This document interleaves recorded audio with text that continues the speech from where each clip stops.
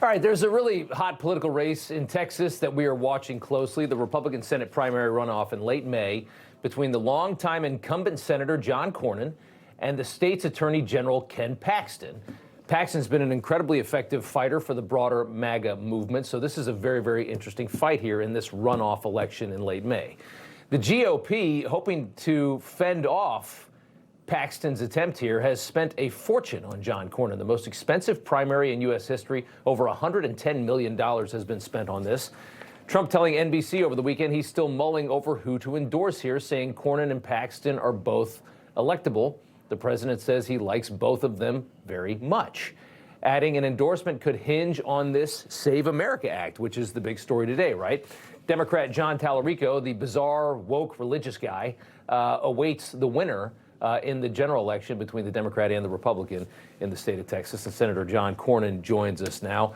Good to have you back on, sir. I want to start here because let's not beat around the bushes. The party's spending a lot of money to fend off Ken Paxton in this election.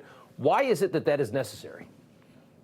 Well, unfortunately, most of it was spent because of Wesley Hunt, the third candidate who got in the race and got about 13% of the vote. So Texas is a big state. It's expensive to advertise in, and that's the reason why you've seen the money so far spent. But I believe that if I'm the nominee, there won't need to be a lot of money spent in Texas because I will win rather handily. I won by 10 points in 2020. If Paxton's a nominee, there's an even chance that he would lose.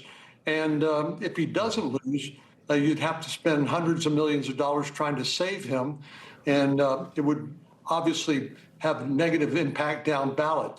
Let me just pause there for a second. Why do you think Ken Paxton would lose? Because he's a very broadly popular figure in the MAGA movement and among Republicans, and I understand it's Texas, and usually whoever the primary winner is for Republicans is most likely going to win the general election. But why do you think Paxton would not do as well? Because he's corrupt. And he's unfit for office. Why is he corrupt? Everything I've seen, the Senate, they exonerated him. The DOJ has not charged him. They elected not to charge him with any crime. Well, he's completely untrustworthy. He lies to his own family. He lies to taxpayers. He lied to his own conservative legal team that he recruited when they turned him into the FBI for interfering with a federal investigation of one of his campaign donors. And so I think there's a good chance that if he were the nominee, that sort of baggage would weigh not only him down, but the entire Republican ticket. I've spent decades building the Republican Party with others, obviously, in Texas. We are a red state. But if Paxton were the nominee, it would be the first opportunity they would have running a guy like Tallarico, who's kind of like Beto O'Rourke 2.0, the first chance they would have to crack that solid red wall. Well, I want to show this. We had Ken Paxton on our show a few weeks ago. We asked him about this race. We asked him about you. Let's take a listen.